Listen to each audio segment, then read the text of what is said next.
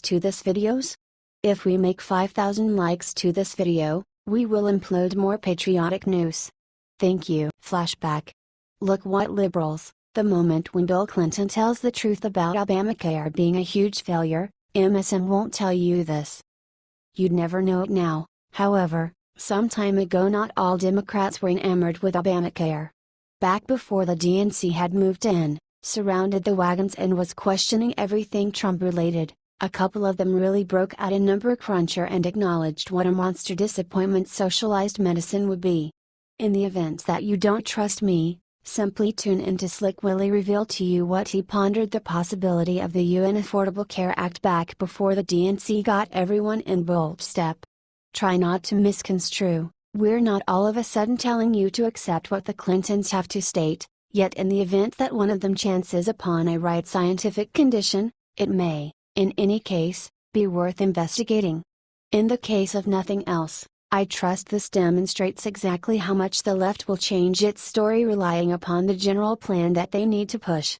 This person is campaigning for his wife, who was Obama's Secretary of State and a hopeful that later guaranteed to help the Affordable Care Act regardless. This is not just confirmation positive of the unscrupulous idea of the liberals, yet in addition, proof that they need to prepare themselves to not move down the sensible Republican strategies. I don't know who composed the first Clinton's discourse, yet they likely just composed what appeared well and good in the unique circumstance. It must be unfathomably hard to stay aware of what the left is advancing and what the lie of the week is. Similarly, as with any government official, or individual, truly, we would urge you to tune in and take their words as long as those words hold up in the structure of true rationale and reason and fit inside the limits of our national law. For this situation, the useful tidbits are originating from an exceptionally astounding source. However, as is commonly said where I come from, even a blind hog roots an acorn every once in a while. What do you think about this? Do not hesitate and write your thoughts in the comment section below. Thank you for reading. Yes, I'm right.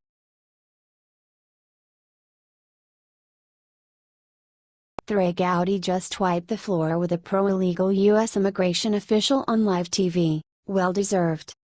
There are incalculable individuals who view themselves as warriors in the battle against illegal immigration. Some even mask themselves as immigration authorities. That is precisely what's happening here. This liberal U.S. immigration official is contending that the 12 million illicit immigrants ought to have an unmistakable way to citizenship in this nation. Rep. Gowdy shuts her down right away and expertly. This is awesome. The issue with the left is that they believe that each unlawful immigrant is endeavoring to get away from the poverty of Mexico. That is not valid by any means. Illicit movement costs the United States many billions of dollars each and every year. It brings drug trafficking and wrongdoing. To state that ever illicit in the U.S. is here for a big-hearted reason is unadulterated obliviousness. This is the thing that Gowdy is endeavoring to traverse here. You can't protuberance every single illicit migrant into one classification, it simply doesn't work that way. It's not reasonable for a huge number of Hispanics that held up, experienced the procedure the right way, and got their citizenship the way it ought to be finished. Each illicit worker that comes in is a slap in the face to the individuals who really need to be here. The left will never reveal to you that part. What do you think about this? Do not hesitate and write your thoughts in the comment section below. Thank you for reading. Yes, I'm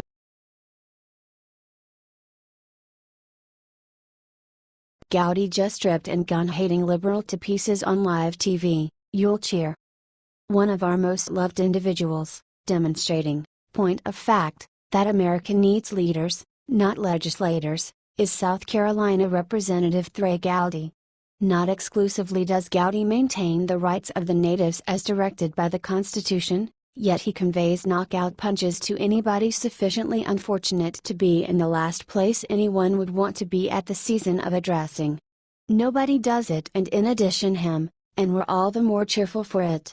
Whenever Obama and Hillary went up against the reason for confining the rights of individuals due to a no-fly list, a couple of things emerged.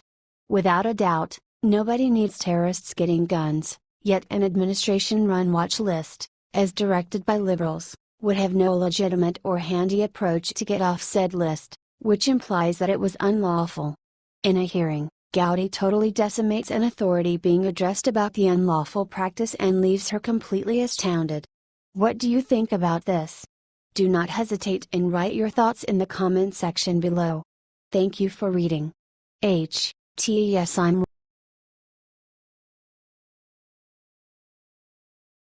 bold move. Neil Gorsuch just slapped down in nation's public schools. This is epic. At the point when then Republican candidate Donald Trump talked the country over at endless arouses of how vital it was for a Republican to win the presidential nomination, so a conservative Supreme Court justice could be nominated to save the court's balance of power, little did the left acknowledge exactly how imperative that one single issue is for conventional conservatives. Furthermore, paying little mind to what the left toss in their endeavor to slander the Trump candidacy, conservatives understood that our republic was in question, and whatever distinctions we had with each other without a balanced Supreme Court, that esteems our Constitution as composed by our Founding Fathers, America would be damned. Also exactly how close we came was clear in the current Supreme Court decision passed on just as of late when interestingly the full board of 9 judges met up to settle on the destiny of Islam being taught in our public school system. The show being played out in secret and far from people in general, was no uncertainty a reaffirmation of America's standards as characterized inside our founding documents, that radical and unsafe teachings, for example, Sharia law or any belief system that repudiates essential human rights, won't be a piece of America's educational programs inside our public schools. The 5-4 administering outlined exactly how imperative the race of President Trump was and his pick of Judge Neil Gorsuch to the Supreme Court. Judge Gorsuch wrote, "The government certainly has no business involved in religion, but this is not a government issue or a religious issue. This is about the judicial branch interpreting the laws as they apply to the teaching of religion. We should teach all religions in this country besides the standard Judeo-Christianity, as our founders wanted, and we certainly should not fill the children with lies about Islam being a religion of peace when they see the carnage on the news almost every day." Amusingly, Supreme Court Justice Gorsuch make the tie-breaking choice that chose the main piece of Islamic history, is the true historical account of radical Islam and the genuine lessons of Sharia law upon a common society. What do you think about this? Do not hesitate and write your thoughts in the comment section below. Thank you for reading. TUS Hair.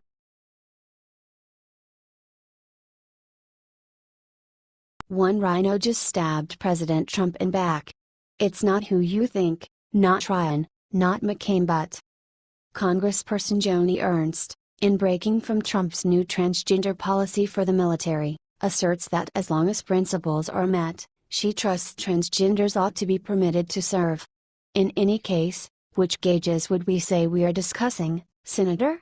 Via Quad City Times, U.S. Senator Joni Ernst, Iowa, voiced her opposition Wednesday to President Donald Trump's announcement that transgender individuals will not be allowed to serve in the military. Ernst's office said the senator was thinking Americans who are qualified and can meet the standards to serve in the military should be given the opportunity. Ernst, who is a veteran, does not think taxpayers should pay for gender reassignment surgery, her office said in an email, but added that what is most important is making sure that service members can meet the physical training standards, and the willingness to defend our freedoms and way of life. Wednesday, Dick Durbin, DL, issued a statement saying the president's announcement comes on anniversary of President Harry Truman signing an executive order to desegregate the military.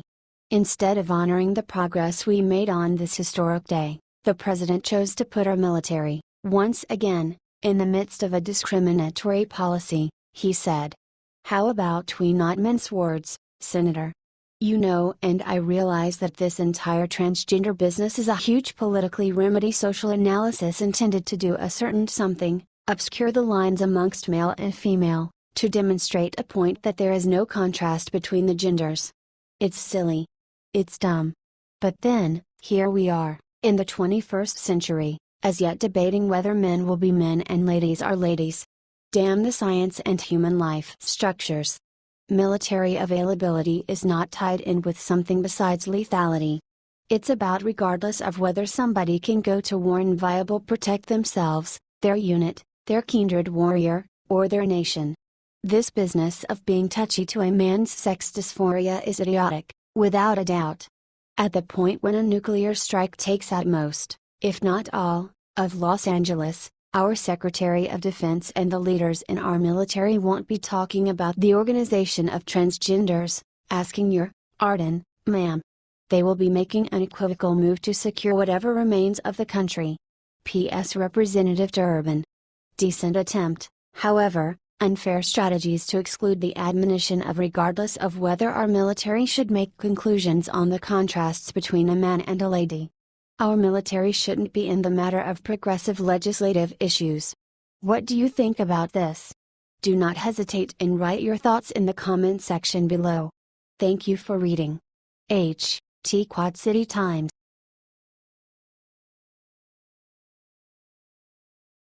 Revealed.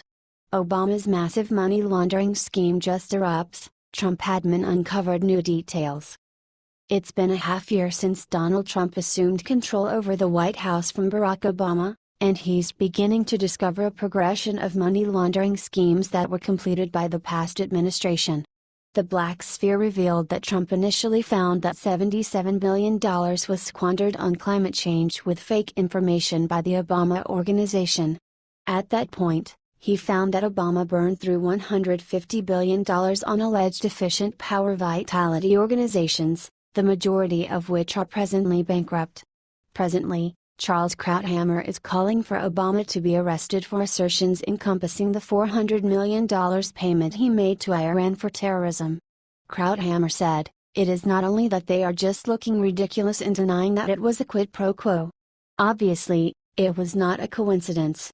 He added, "There is a statute that prohibits us from engaging in Iran dealing with dollars, so they had to print the money here, ship it to Switzerland, turn it into Swiss francs and euros and ship it over to Iran. If a private company has done this, this is called money laundering.